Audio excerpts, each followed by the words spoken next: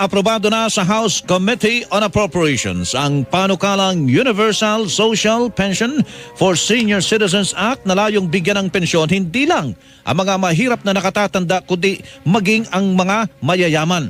Kapag naging ganap na batas, lahat ng mga nakatatanda ang inaasahang makakakuha ng 500 pisong buwan ng social pension mula sa pamahalaan at magdaragdag ng 100 piso kada taon hanggang sa maging 1,000 piso para sa bawat benepisyaryo.